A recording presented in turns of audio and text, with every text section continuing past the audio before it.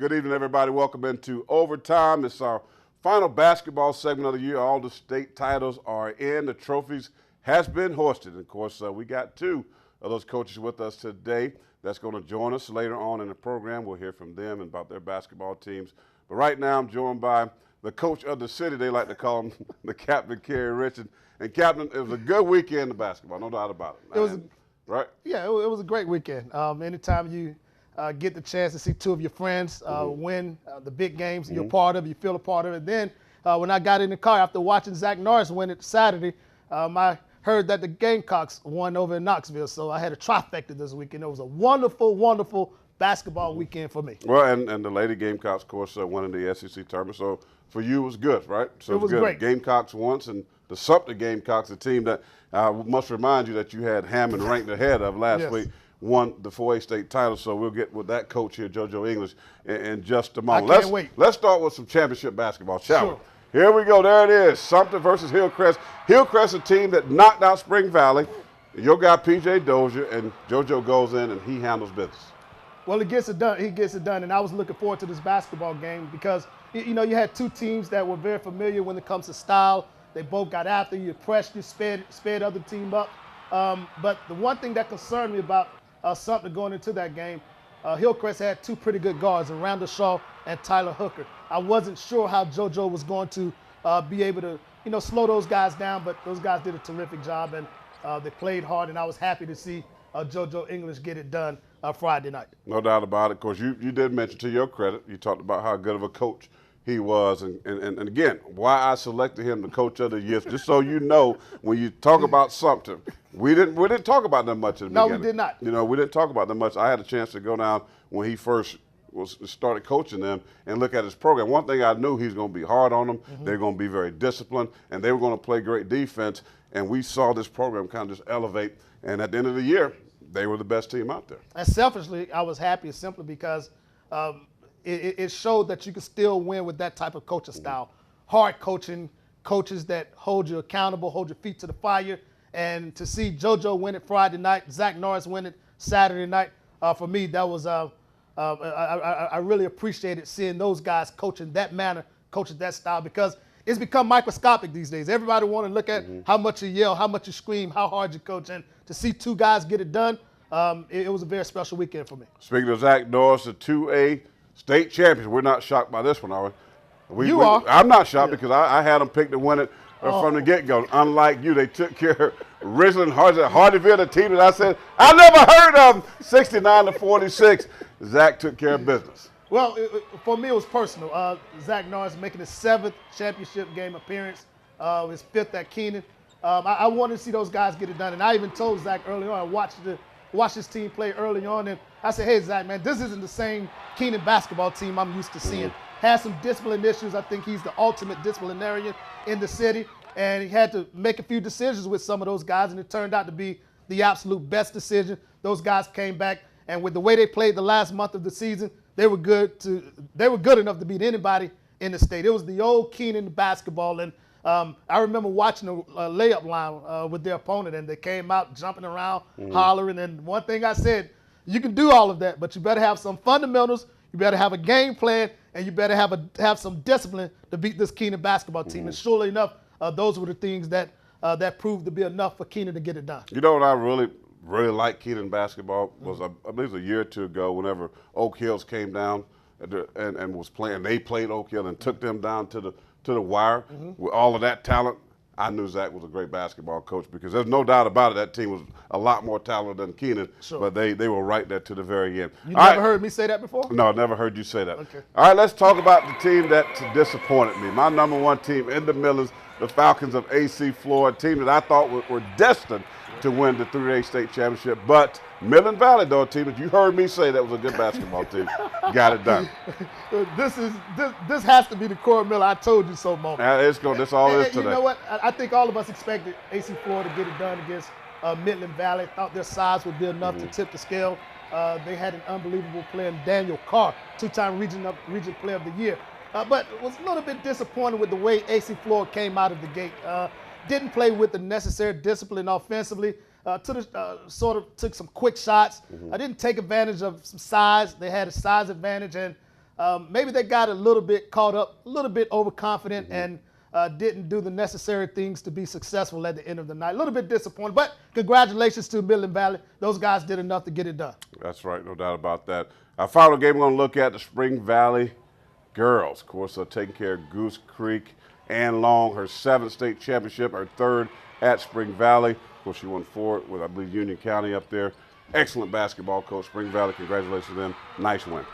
Yeah, and it's all about Ann Long. We talked about it a little bit before we came on there. I think this is probably the biggest surprise. I saw just a little bit of Spring Valley early on, but didn't know what to expect. Those girls were good enough to get it done. Ann Long, I think that makes it number 7. Number 7. And when you talk about girls basketball in the state of South Carolina, there are a few names synonymous with girls basketball. She's one of them, Ann Long. Debbie Storman from Lower Richland. Faye Norris over at Dutch Fork. Bobby Young over at Columbia High. Those are some of the names that we constantly hear about when you're talking girls basketball. And I think this championship solidified her spot in that elite group of coaches. No doubt about that. All right, here we go, folks. When we come back after the break, let's start with the Sumpter Gamecocks. Their head basketball coach, Jojo English, former Gamecock, is in the studio with us. He'll sit down between us and talk about his big win this past Saturday.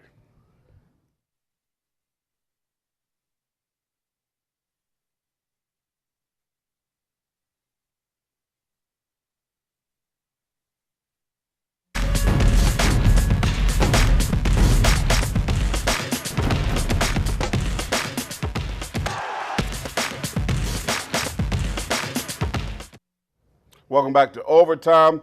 Really thrilled that this guy's on the couch with us, former Gamecock, former Chicago Bull, now the head basketball coach out of Sumpter. And yes, he won the state title this past weekend. Jojo English now joins us on the nice couch next to the captain. So you got the football player and basketball player, and then 2 basketball guys. Man, welcome, man. Congratulations, bro. Appreciate the big win for you. Now, I got to start with this because I could not wait to hear your response to your former guy right here, your boy, put Hammond on this show last week in front of your basketball team. Had to be disappointed. No, I wasn't disappointed because, Rich is my guy. I actually helped him get to the University of South Carolina years ago. Oh. Yeah, when he was at Western Carolina, we worked basketball camp at Alexander's camp in Newberry, and he wanted to transfer. So, at the end of the day, the counselors would play pickup games. I had my team, and Rich was on my team, and Junior Laurie had his team. And I said, okay, man, Steve Newton coming tonight, so I'm gonna let you run the show. You get your shots up tonight. Okay, I'm a pass tonight. This only don't be this one time. Just let me get going early, and then because we had an unwritten rule that I shoot all the balls from the last 4 points on. Get it to me if you want to win. Right. So that particular night, Rich, he was on fire. He didn't pass at all, And then Steve Newton came down and talked to him, and next thing I know, Rich came over to the University of South Carolina my senior year. He was a freshman, and of course he had to sit out that particular year, man. And that's kind of like when our relationship started, our friendship started. That's a cool story. So Rich always talking about his stats. I give my stats out at Paisley Central High School. Thanks, Zach Norris, by the way, for knocking them out. 25 and 16. That's what I averaged. And you knew I could ball now back in the day. Oh, yeah. Right? So what about this guy? He always talking about what he did and his assists and the peaches. No, but I got to get to this first because I want to hear this story. What kind of player was the captain? The captain, man. Well, actually, it's a small word that Coach Norris is here because Coach Norris used to open his gym for us in the summertime. That's why I got so much respect for him. During the summertime when he was doing his workout with his kids. We played pickup ball, there, and Rich was the general manager of sorts. He already knew who was coming in the gym, who was going to play, either Marcus Saxon, Jamie Watson, Xavier McDaniel, Ty Corbin, those guys right there. But he always seemed to get the first pick. He always get, all right, I got X. I got Marcus Saxon. All right, Rich. All right, give me Fred Watson and the crew. And we played best of 7, right. 4 days out the week. But whenever it was a controversy, whenever it was a bad call or something, it seemed like Kerry Rich was always involved in it. Some kind of way, man. He was just, just like the Pro-Am League.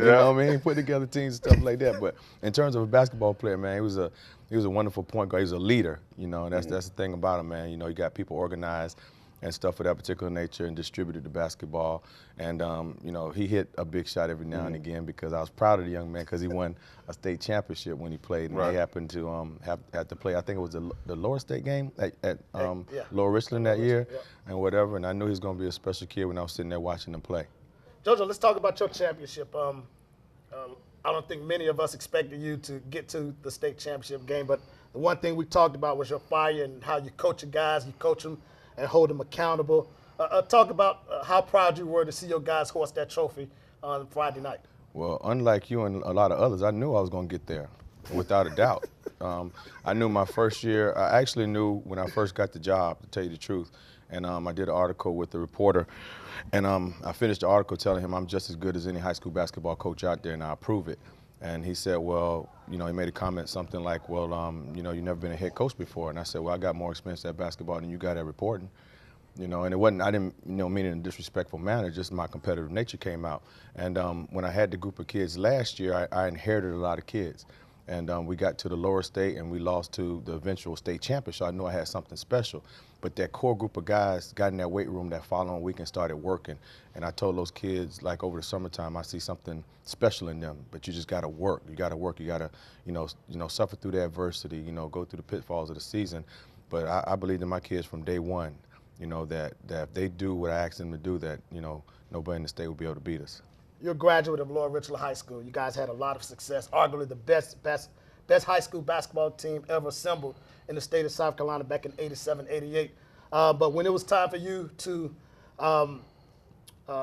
be a part of the process when it came to an opening at Lower Richland, the principal then did not allow you an interview. You now ride around with that letter in your glove compartment. Talk about that motivation, man. I was shocked to hear that, and I tweeted that out, and so many people responded. They were in disbelief, just like I'm in disbelief. But I know you're a motivated guy. Talk real quickly about that. Well, there you go with these words again. Arguably the best. We were the best. We're the only basketball team to ever have 3 professional, 3 NBA players on 1 high school basketball team. And actually, Tim Burrows only played 1 year of varsity basketball, and he led the state in rebounding and went on to Jacksonville, led the nation in rebounding.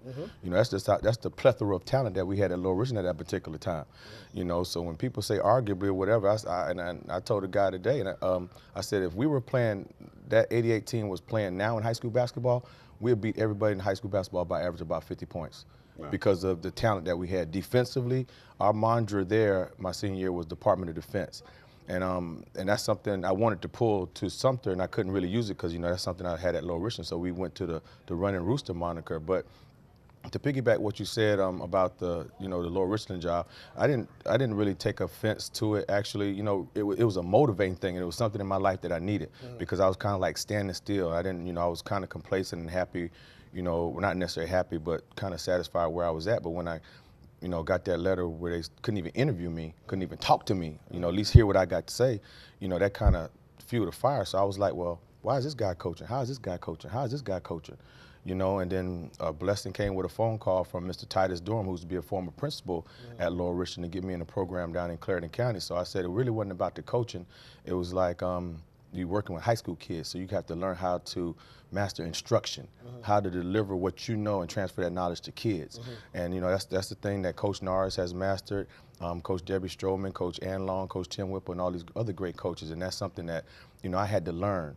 You know, it was good being a good basketball player, but you also had to learn how to teach kids how to be good basketball players.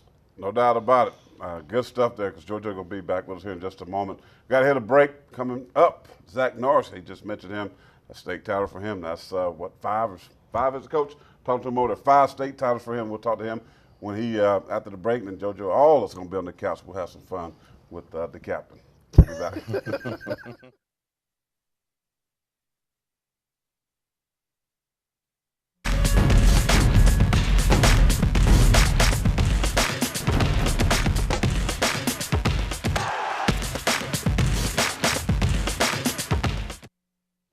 Welcome back to Overtime. Now it's time to talk about the 2A state champions, as I like to say, the Keenan Raiders. Head basketball coach Zach Norris in the house, or you can call him, praise the Lord, T.D. Jakes. The Lord has done it again. Good to see you, man. Good to see you Thanks too, for stopping Corey. by, man. I know this Thank guy you. right here is proud of you because we talk about you all the time and your program. Congratulations, a big win over Ridgeland Hardyville, which now you just told me where it was at, but a big win for you. Thank you, Corey. It's a pleasure to be here amongst friends. You know, especially my guys, they want to put Kerry on the spot. Right. You know, so they want to see what's going on tonight with that final, 5. We had Kerry come over and talk to us during the playoffs one day, and I mean, the kids were so pumped up after that. That was right before the state finals. It was like on a Wednesday. And I called Kerry and I told him, man, can you come do that again?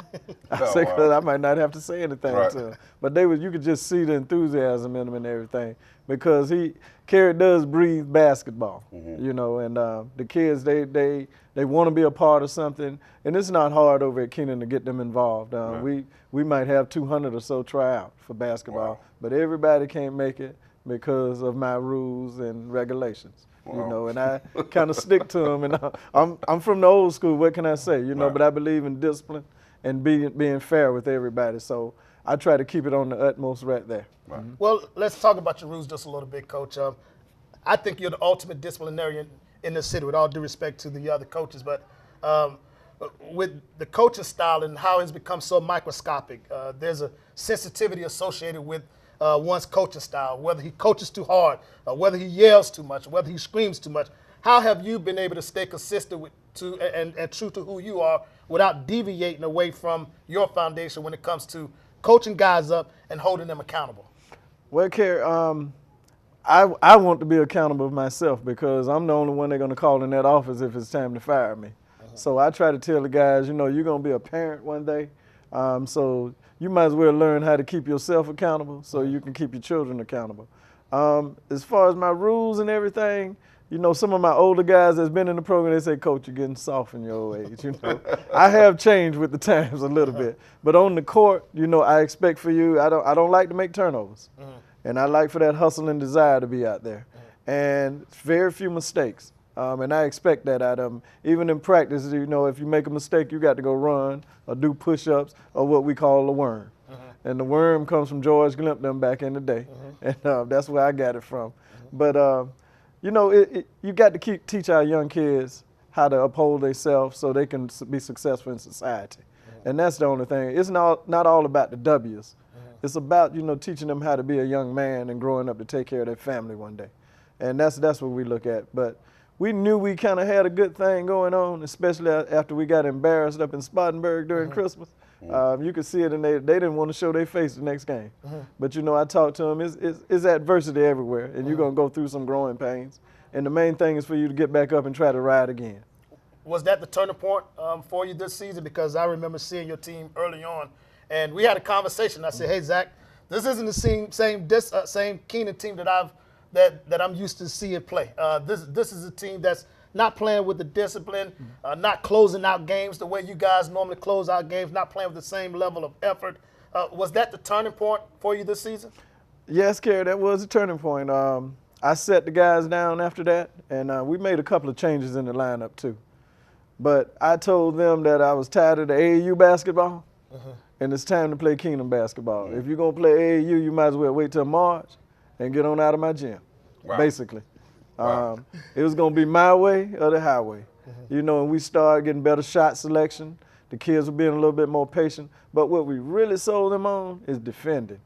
And if you watch the Ridgeland game, they didn't get up in the paint very few times.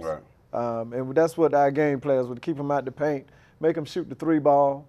And I thought our guys did a wonderful job with that, because they were getting one shot and we were coming down, executing our plays, and we kind of warmed down at the end there. No doubt about it. It was a great win for you. Of course, when you look at your point guard, Marcus Stroman, now at South Carolina, you can understand how he can handle the coach of the Frank Martin, because he learned from home, so to speak, from Coach Zach Norris. When we come back, JoJo will come on the couch. It's going to be the 4 of us, 4 basketball gurus, and we're going to reveal our final top 5. Stay tuned. You don't want to miss it.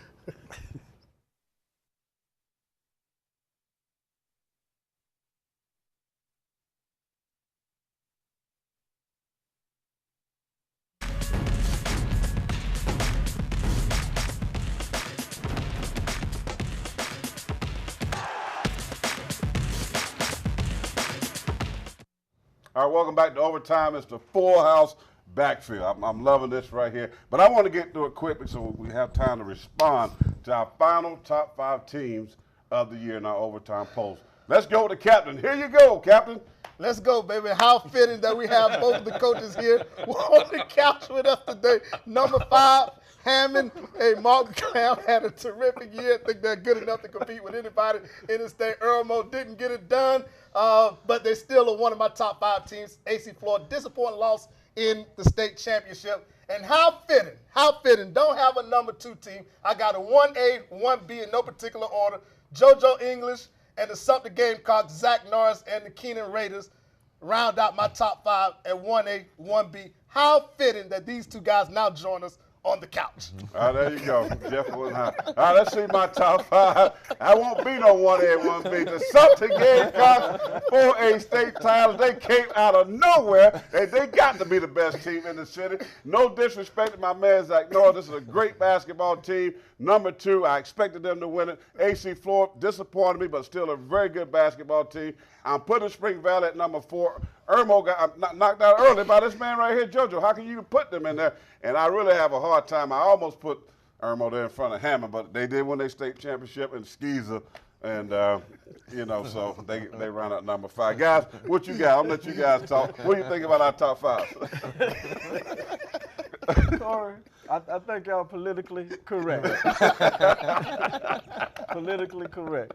I was impressed with Sumpter because they came out of nowhere. Right. And they, but I knew about them. Right. Because I saw them play before. Right. And I know what they could do, and there's plenty of talent down there. As far as my guys, I'm surprised to be there myself. I thought we was a year away because we got so many juniors and sophomores and a couple of freshmen on that squad. But they really came on, and I'm real proud of them. No doubt about it. You should be proud. And JoJo, of course, you did come out. I know you flew under the radar for a long time, lost to Spring Valley early on in the year, but you came back, and now you got the trophy. Yeah, and got a lot of respect for Coach Norris, man. I have no problems with the list at all, to tell you the truth, man. We lost to Spring Valley twice, which we didn't lose to them. We got out-talented to a certain degree. Right. We didn't get out-coached or anything. And actually, the first game we played him, that was PJ's first game. I think the coach kind of knew he better get son out on that basketball court that particular game. What do you mean you didn't get out-coached? You lost the game. No, kids never did defeat. They have, put it like this, Mr. Rich, and you know this. Spring Valley probably has the most talent. Top to bottom. Top to bottom, no without doubt. a question. No doubt. Of any basketball team out there. Yes. Really in the state of South Carolina, because I figured they would be in the state championship game from day one. Not having Bruner hurt early on to kind of even build without that Bruner, yeah. they had enough. Whenever you have a Division I basketball player on your team at a high school level, because I was always told that it takes you, in order to win a state championship, you have to have a Division I player. That's most of the teams who win it do. So the games we lost by 1. And the second game, we had 30-something turnovers, and we lost by 9, but they couldn't take PG out of the game. When they took him out of the game, we made them run. So I knew that we were going to be good then. That's well, you guys both done an excellent job. Of course, I wish we had another 30 minutes. The number 1 team, the number 2 team, join us on the Overtime couch. This guy's amazing, huh? Amazing. Now at number 5 for the captain, Karen Rich. You talking about the great politics? You should run for office. Maybe go down there and help South Carolina State out. Do something. Guys, Zach, thank you, man. Congratulations. Jojo, thank you, man. Always a pleasure. And we'll be back next week with our best of Overtime. That's coming up next week that you don't want to miss that. You can see how much fun we do have. We thank you for joining us each and every Thursday night. Until then, have a great night.